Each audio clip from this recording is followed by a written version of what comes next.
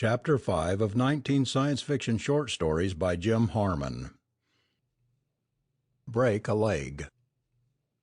If there's anything that I'm afraid of, and there probably is, it is having a rookie accident-prone, half-starved from the unemployment lines aboard my spaceship.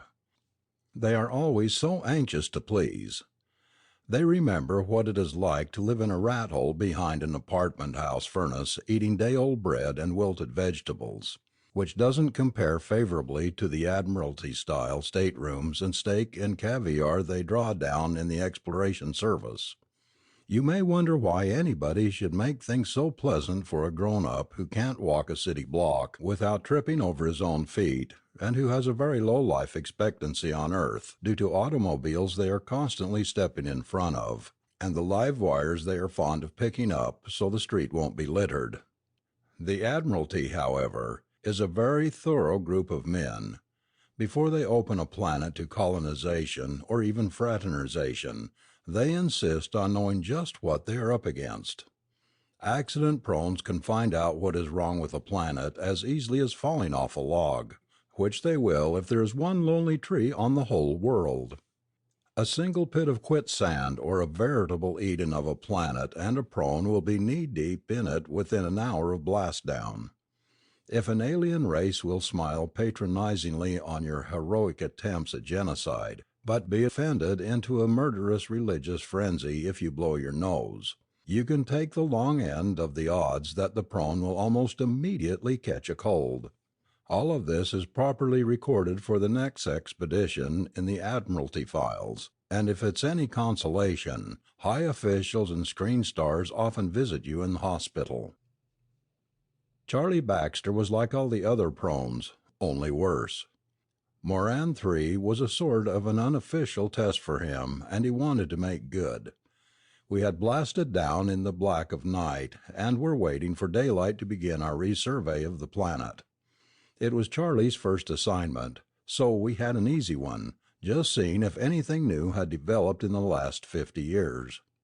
Baxter's guard was doubled as soon as we set down, of course, and that made him fidgety. He had heard all the stories about how high the casualty rate was with prones aboard spaceships, and now he was beginning to get nervous. Actually, Charlie was safer in space than he would be back on Earth with all those cars and people. We could have told him how the service practically never lost a prone, they were too valuable and rare to lose, but we did not want him to stop worrying. The precautions we took to safeguard him, the armed men who went with him everywhere, the accident-prone first aid kit with spare parts for him, blood, eyes, bone, nerves, arms, legs, and so forth, only emphasized to him the danger, not the rigidly secured safety. We like it that way. No one knows what causes an accident-prone. The big insurance companies on Earth discovered them when they found out in the last part of the 19th century that 90% of the accidents were happening to a few percent of the people. They soon found out these people were not malingering or trying to defraud anybody. They simply had accidents. I suppose everything from psychology to extrasensory perception has been used to explain or explain away prones. I have my own ideas. I think an accident-prone is simply a super genius with a super doubt of himself. I believe accident-prones have a better system of calculation than a cybernetic machine. They can take everything into consideration: the humidity, their blood sugar, the expression on the other guy's face, and somewhere in the corners and attic of their brain they infallibly make the right choice in any given situation. Then, because they are incapable of trusting themselves, they do exactly the opposite. I felt a little sorry for Charlie Baxter, but I was the captain of the Hilliard and my job was to keep him worried and trying. The worst thing that can happen is for a prone to give up and let himself sink into the fate of being a prone. He will wear the rut down right into a tomb.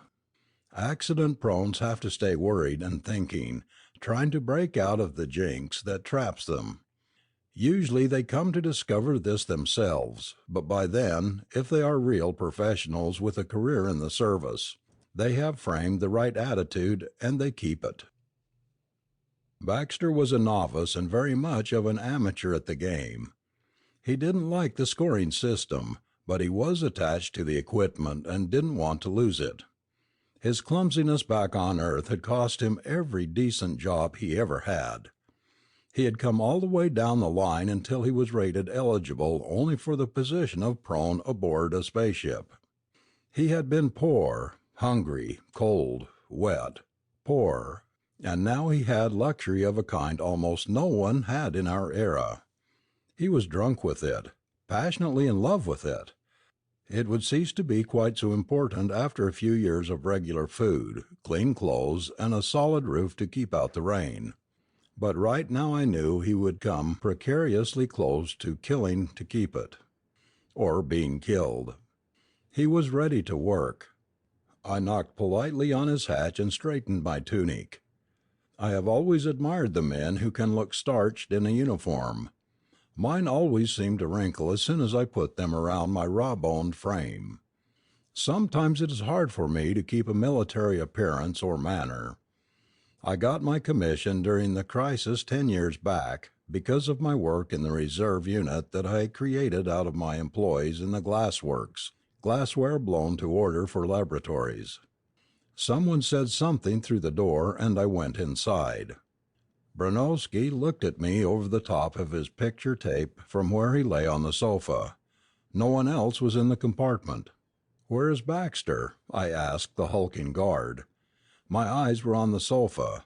My own bed pulled out of the wall and was considerably inferior to this, much less Baxter's bed in the next cabin. But then I'm only a captain.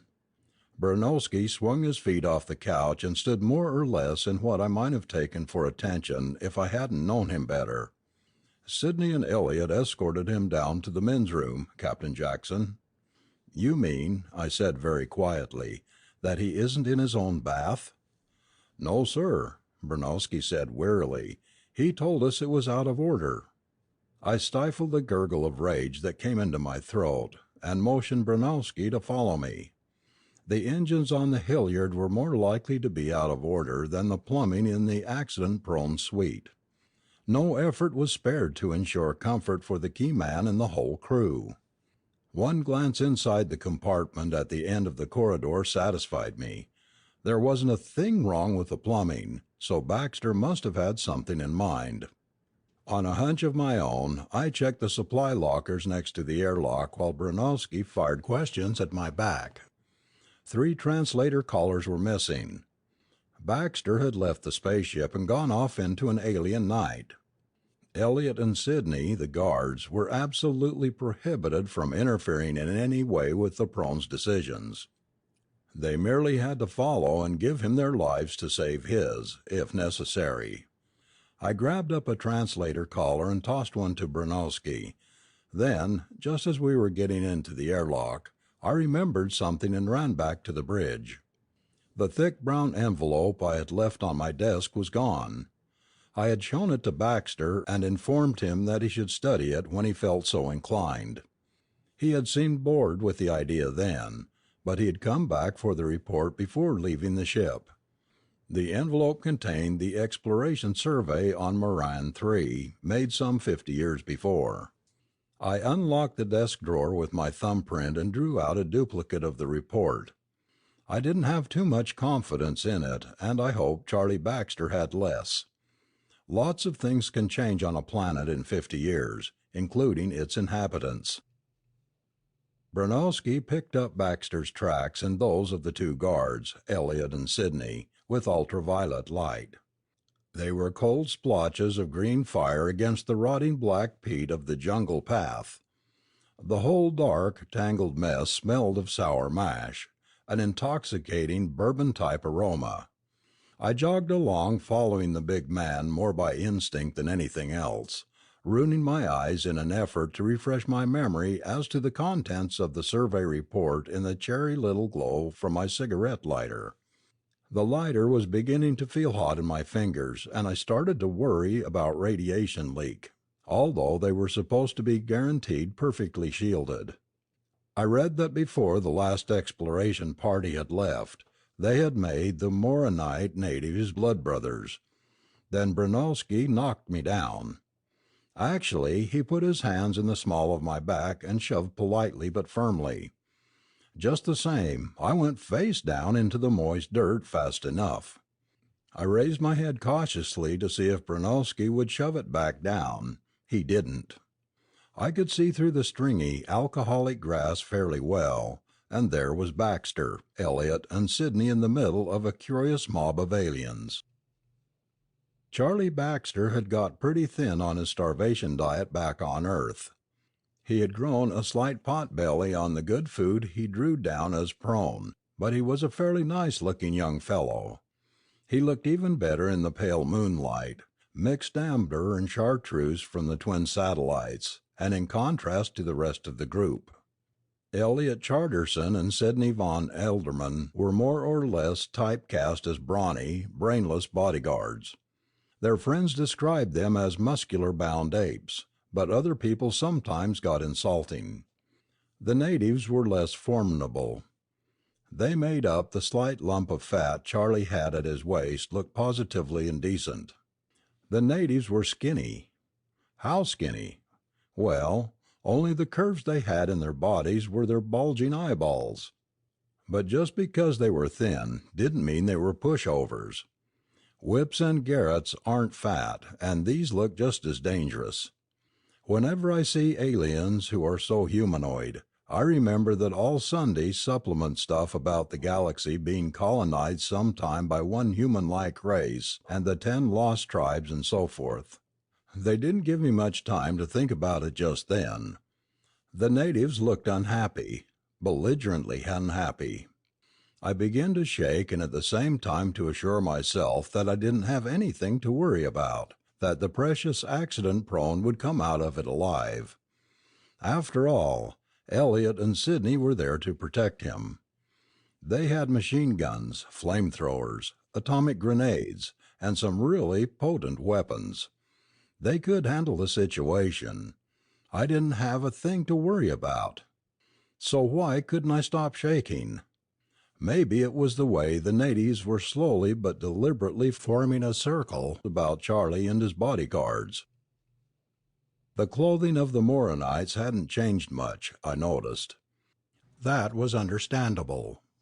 They had a non-mechanical civilization with scattered colonies that it would take a terrestrial season to tour by animal cart. An isolated culture like that couldn't change many of its customs. Then Charlie shouldn't have any trouble if he stuck to the findings on behavior in the report. Naturally, that meant by now he'd discovered the fatal error. The three men were just standing still, waiting for the aliens to make the first move. The natives looked just as worried as Charlie and his guards, but then that might have been their natural expression.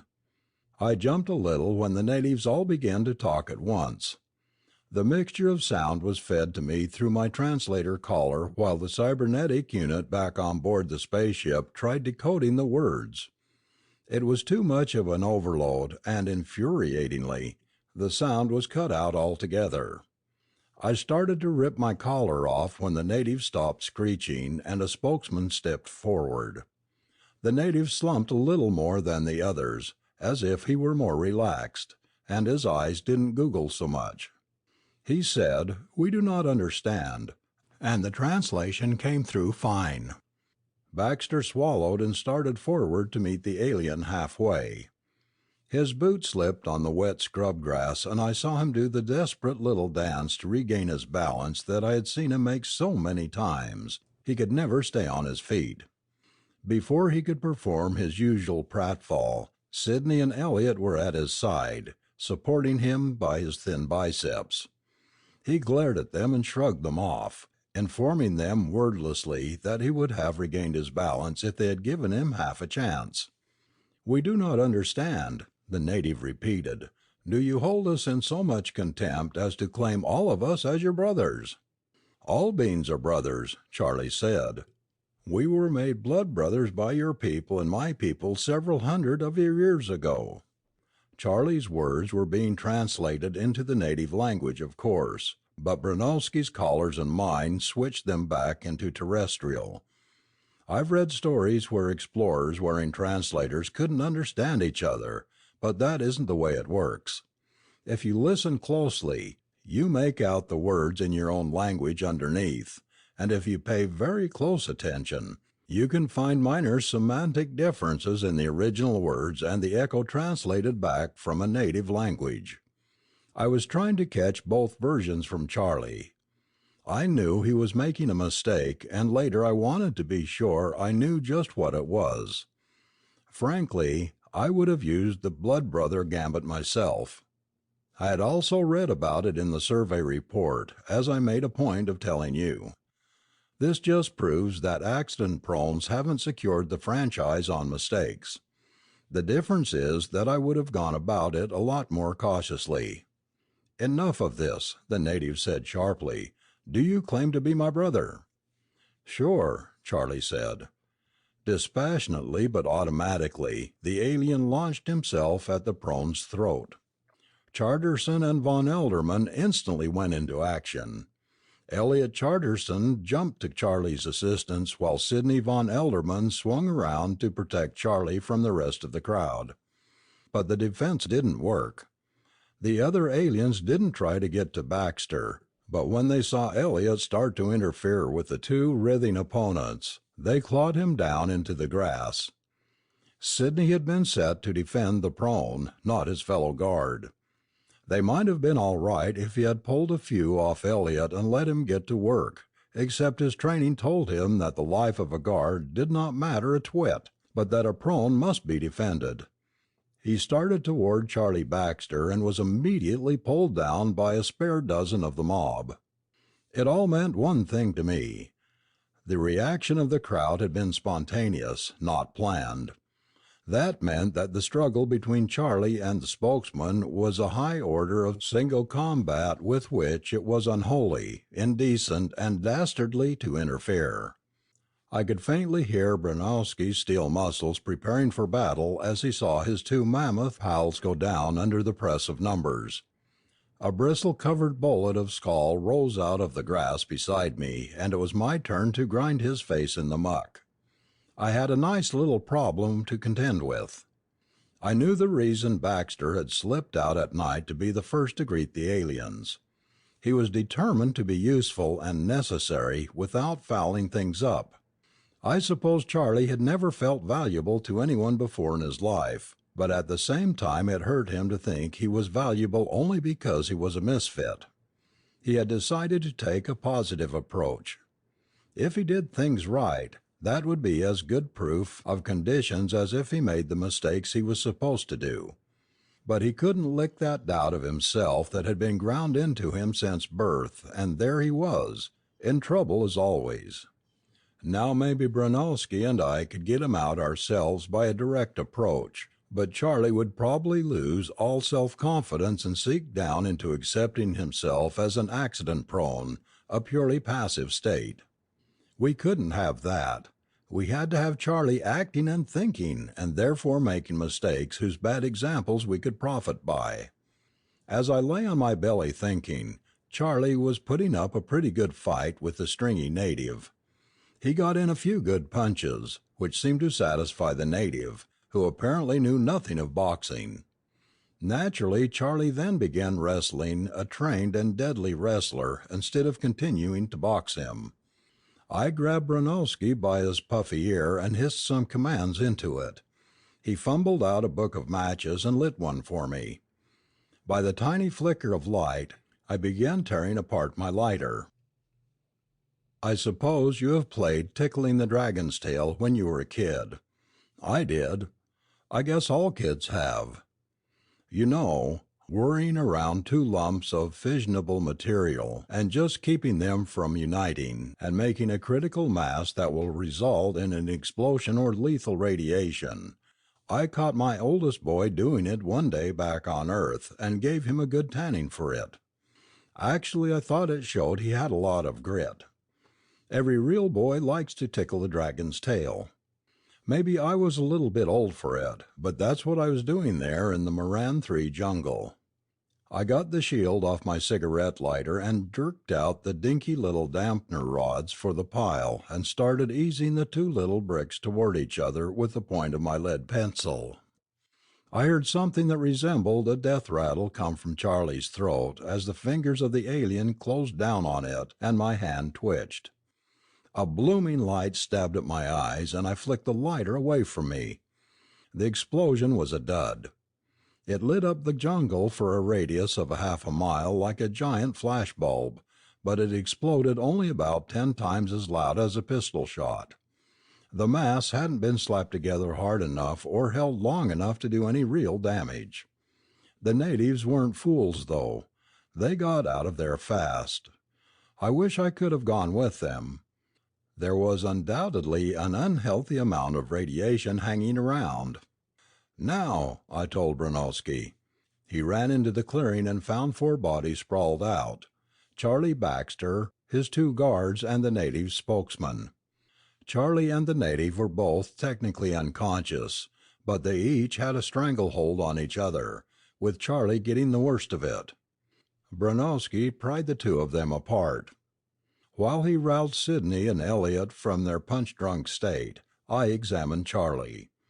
He had a nasty burn on his leg and 2 toes were gone.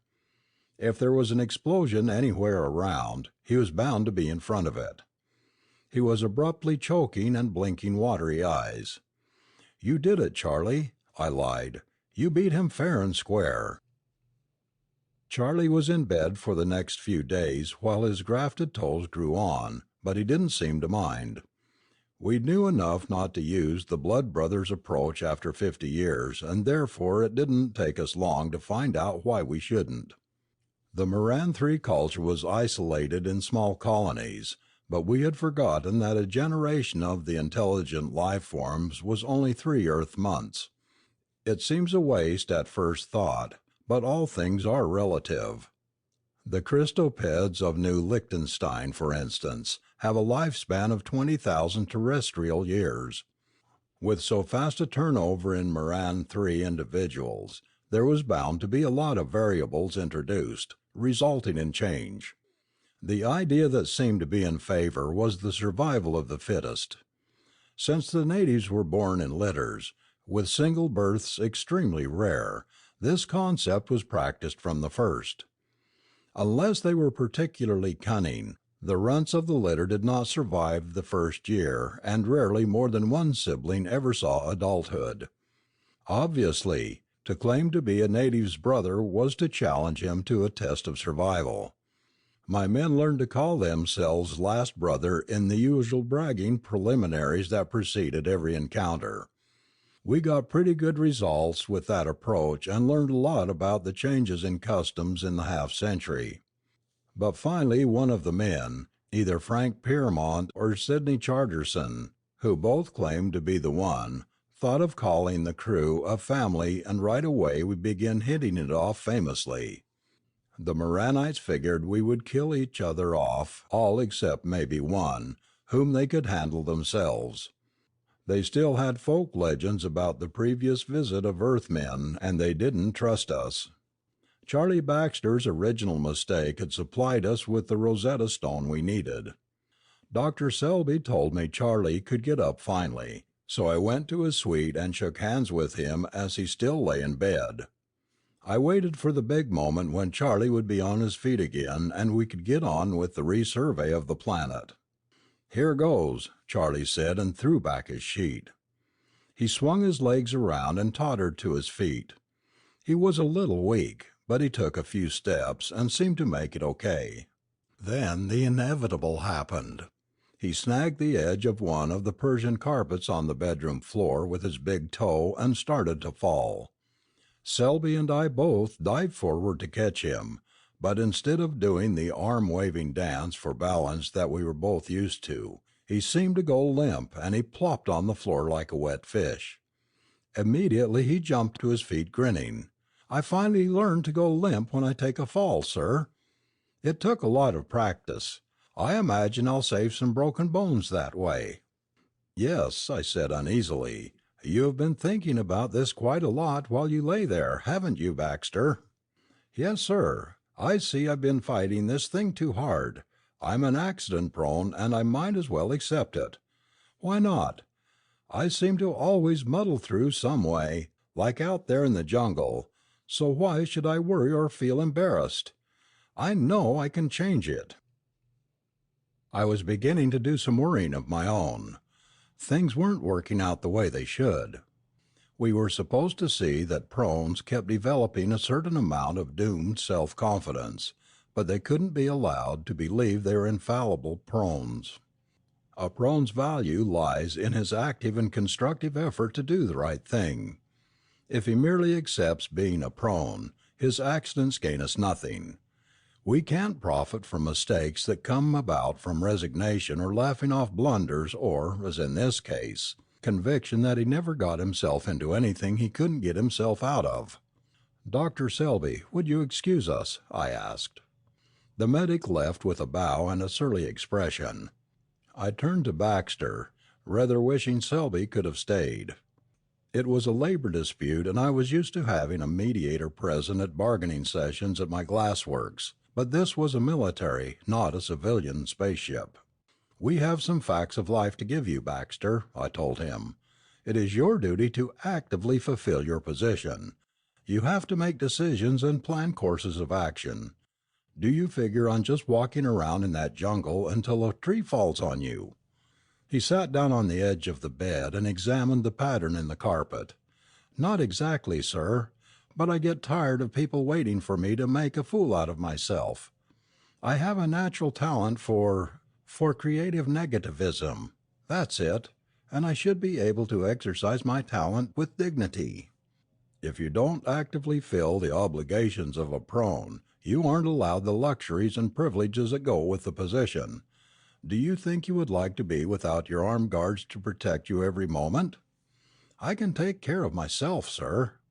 I paused and came up with my best argument.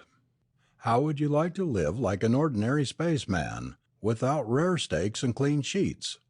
Because if you're not our accident prone, you're just another crew member, you know." That one hurt him, but I saw I had put it to him as a challenge and he must have had some guilt feelings about accepting all that luxury for being nothing more than he was. "I could fulfill the duties of an ordinary spaceman, sir." I snorted. "It takes skill and training, Baxter.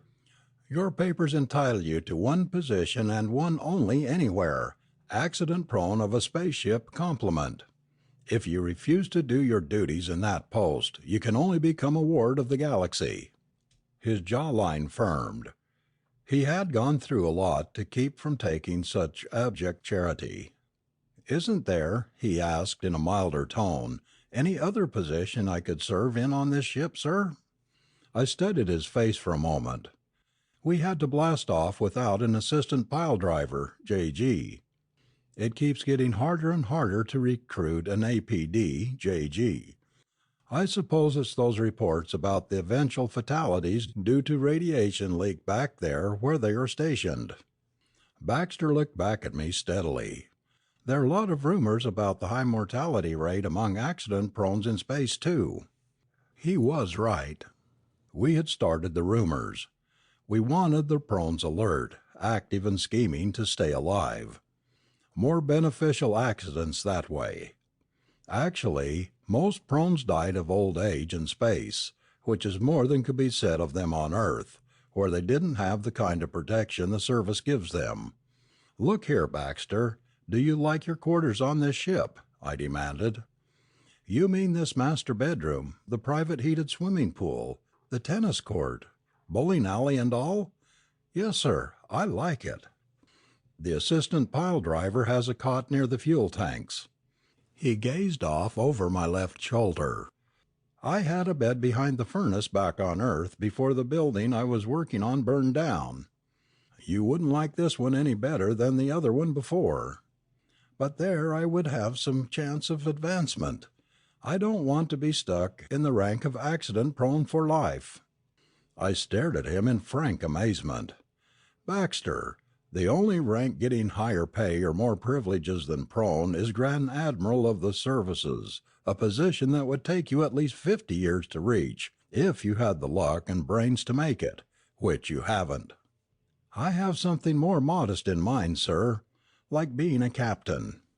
He surely must have known how I lived in comparison to him, so I didn't bother to remind him.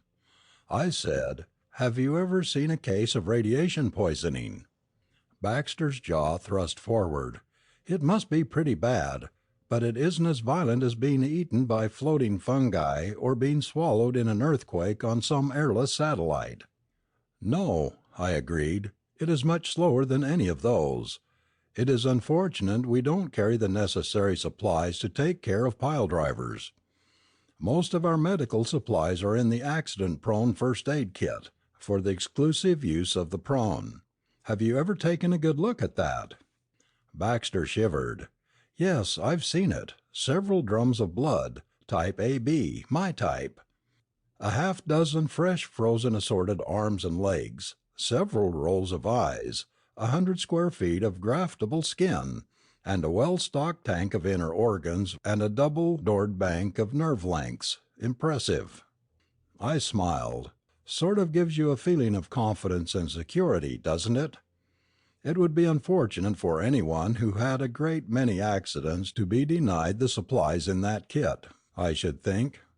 Of course, it is available only to those filling the position of accident prone and doing the work faithfully and according to orders." "Yes, sir," Charlie mumbled. "Selby is your personal physician, you realize," I drove on. "He takes care of the rest of us only if he has time left over from you. Why, when I was having my 2 weeks in the summer as an ensign, I had to lie for half an hour with a crushed foot while the doctor sprayed our prone's throat to guard against infection. Let me tell you, I was in quite a bit of pain." Charlie's eyes narrowed, as if he had just made a sudden discovery, perhaps about the relationship between us. "You don't make as much money as I do you, sir? You don't have a valet? And your bed folds into the bulkhead?" I thought he was at last beginning to get it. "Yes," I said. He stood sharply to attention. "Request transfer to position as assistant pile driver, J.G., sir." I barely halted a groan. He thought I resented him and was deliberately holding him down into the miserable, overpaid, overfed job that was beneath him and the talents that so fitted him for the job. Request granted. He would learn. He had better. I started to sweat in a gush. He had really better. I took him into the rear of the ship and showed him where he would sleep. In the oily gloom he regarded the pad from an old acceleration couch fitted to 2 scratched and nickeled aluminum pipes jury-rigged between 2 squat tanks containing water for the atomic pile used close to planets where the gravitational field interfered with the star drive.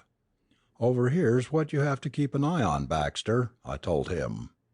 We walked past the dimly lighted rows of towering fuel lines and cables. Charlie tripped over the hump of a deck-level cable housing. His knee banged against the deck plates and he stood with an effort. "Careful," I said.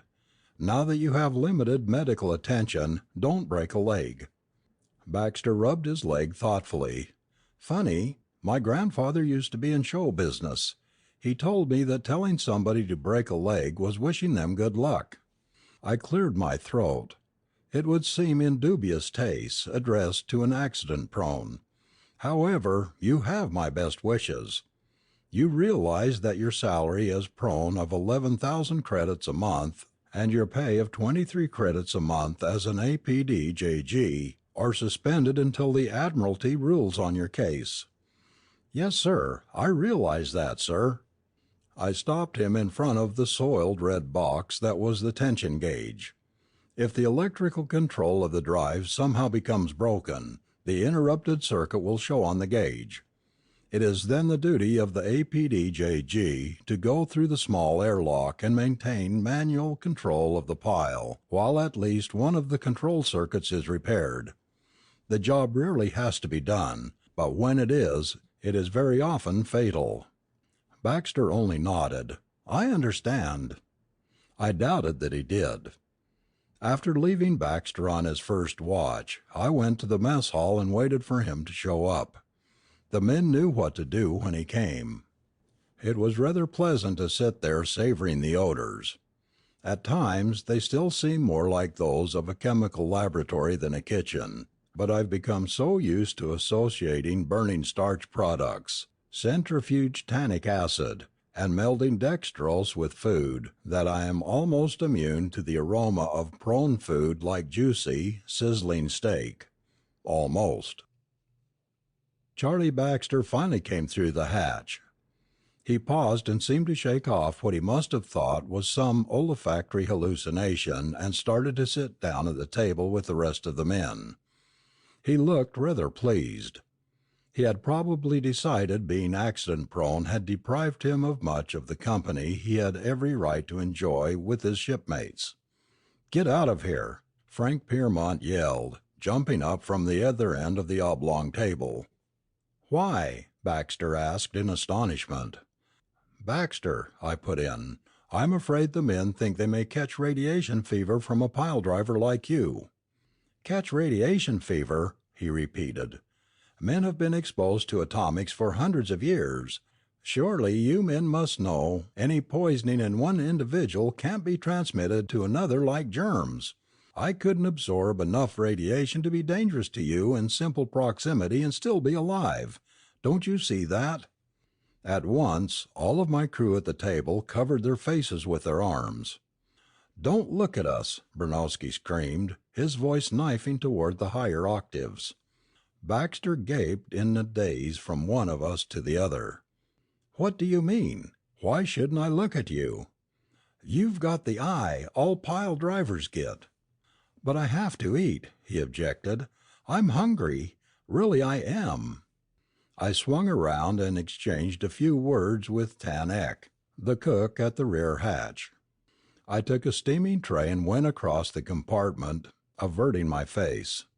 "You'll have to forgive these superstitious spacemen," I apologized to Baxter. "You go right ahead and eat just outside the door. I won't mind a bit."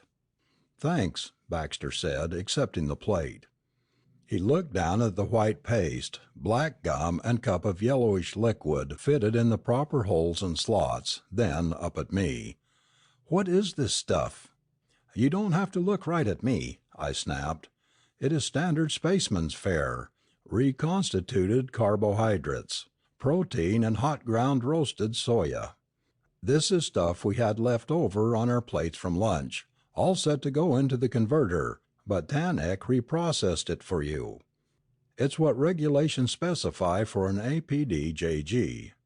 Baxter opened his mouth and closed it hard. "Yes, sir. Thank you, sir." He turned smartly to leave, and I halted him with a palm up. "Baxter." He turned. "Yes, sir." "We are moving to the other side of the continent to continue with the resurvey. I want to make it clear to you that you are absolutely forbidden to leave the ship. We can't spare the guards for your liabilities, now that you have thrown away your value." "Yes, sir." Even at the time, I was gratified by the sudden thoughtful narrowing of his eyes. I wasn't surprised the next day when Bronowski reported that Charlie Baxter had taken a backpack, food, soap, blankets, and so forth, and left the Hilliard. He was determined to prove that he wasn't merely accident-prone and could get things done on his own. "Charterson and von Elderman are following him?" I asked. Bronowski nodded his bullet-shaped head. "Like a hawk." "The bird can follow him like a hawk. I want them to follow him like men." "They are as good at the job as I am," Bronowski reassured me. "I think," I said quickly, "that I had better go down to communication and follow Baxter myself." The bird was an electronic device. It looked like a local life form that was actually a flying mammal. Inside the thing was a sensitive video camera and a self-propulsion unit. The bird homed in on Baxter's electroencephalograph waves. The view on the screen in front of the lounging chairs was clear but monotonous. Charlie made his way across the landscape. Woods on this side of the continent, not jungle, without incident. He did fall down like a wet laundry bag every so often, but that, as you'd figure, amounted to traveling across country without incident. He'd have done the same on a smooth pavement. I had a cigarette in my mouth, futilely pounding my pockets for the lighter I didn't have, when Charlie met the alien. There was only one native this time, the same thin form, but more lightly clothed here. I shifted uneasily and hoped the two guards were close. There was only one this time, but it was useless to suppose Charlie could handle him himself. "Greetings," Charlie said. "I am big brother of a new family." There was no sound equipment in the bird, but the translator circuits in the control board read Baxter's lips and produced their sound pattern for us. They would also translate the native's language, but just then he wasn't saying anything. He walked around the prone leisurely, as if considering buying him. Charlie shifted the straps of his pack. He hadn't been convinced of his own abilities enough to take along a gun or any other kind of weapon. He would be almost sure to kill himself with it. Or would he? I suddenly wondered if Charlie doubted himself enough to commit outright suicide. He had had plenty of close calls, yet he had always survived. If his goal was self-destruction, he surely would have reached it after this many opportunities. I watched the screen intently. Charlie thought he was alone there with a possibly hostile native. All he had to do was make one small slip and he would be dead. Yet, so far, he had followed the pattern we had used at the other colony exactly.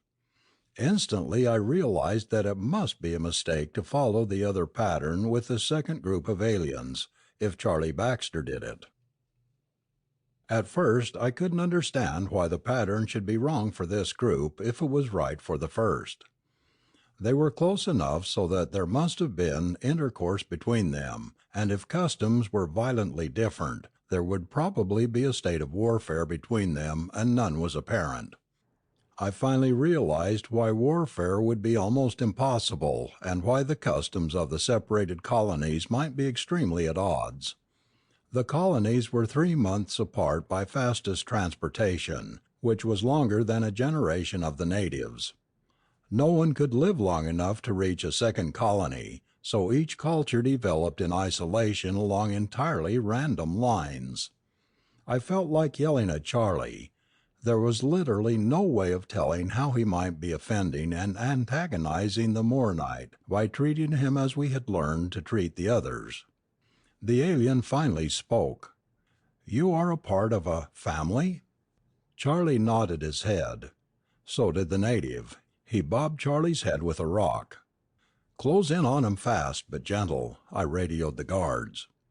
The native dragged Baxter's limp body through a nearby thicket and into a small clearing.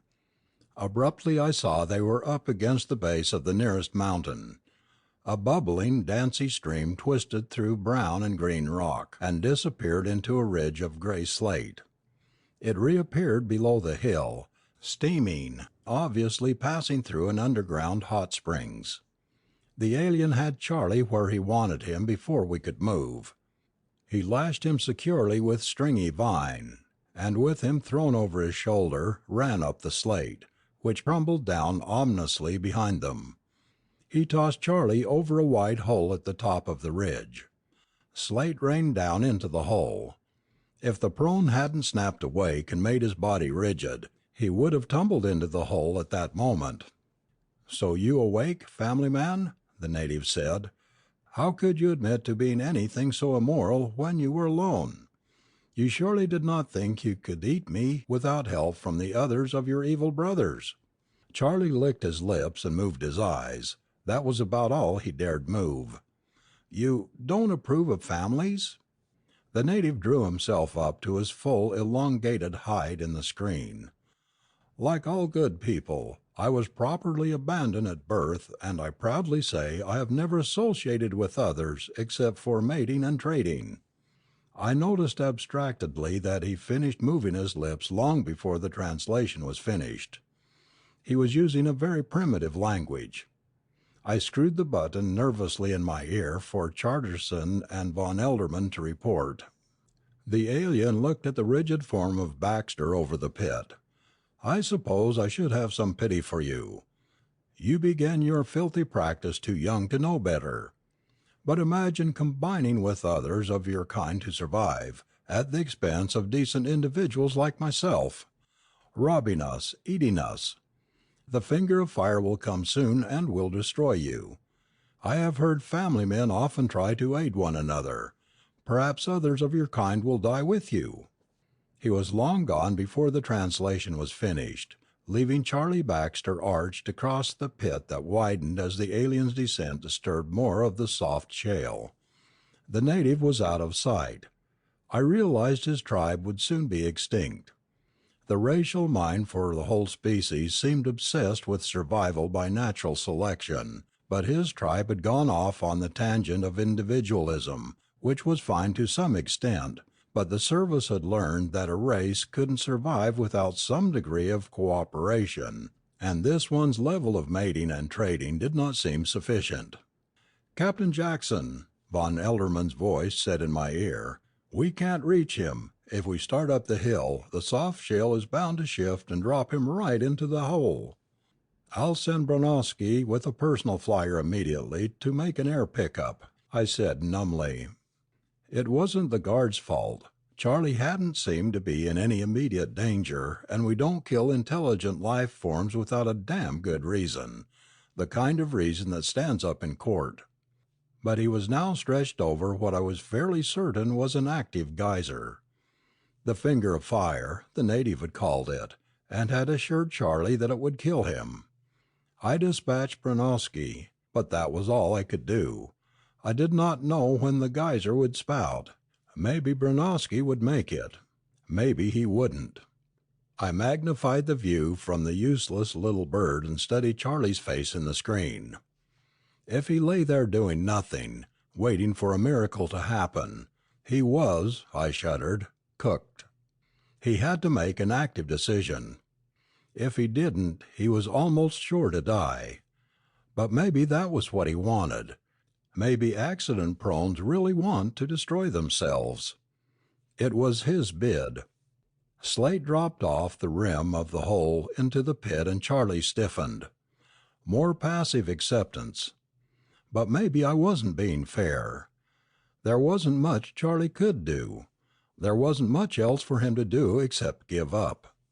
But I noticed his eyes moving. They went up to the bubbling ribbon of water and down to the streaming stream below the ridge where it emerged. Charlie smiled. He had made a decision. He folded his knees and dropped into the hole. He had naturally made the wrong decision. Bronowski and the flying platform swung into position above the pit. Charlie must have figured that he would be washed on through the hot springs and out into the shallow water below.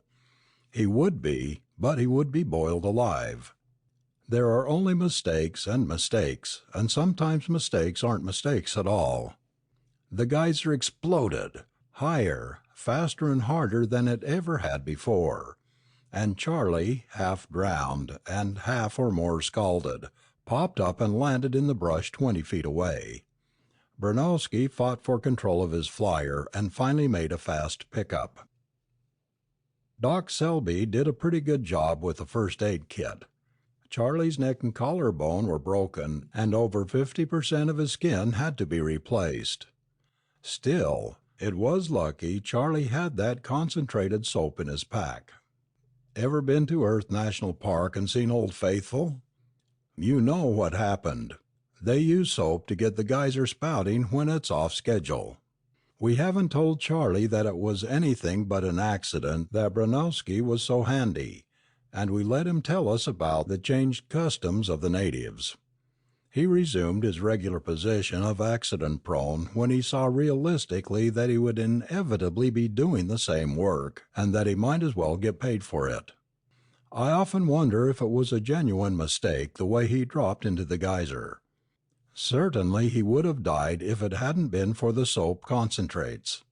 If he took that into consideration, though, it wasn't a mistake at all, but a wise choice. A few days ago, when he was leaving my office, that is, the bridge, I saw Charlie slip and start to fall. He didn't give up and go limp. He gave his old dance of struggling to regain his balance. only this time he made it. I began sweating again. After all the time, effort, and money the service puts into acquiring and training a prone, I wonder if it's possible for one to beat his problem and cease to be an accident prone, or even an accident prone. This afternoon, I passed Charlie Baxter's swimming pool and saw him poised on his diving board. I waved and rather jauntily extended his grandfather's wish for good luck. "Break a leg." Charlie grinned back at me. "Yes, sir." But he didn't. It would be very reassuring if he would. End of chapter 5.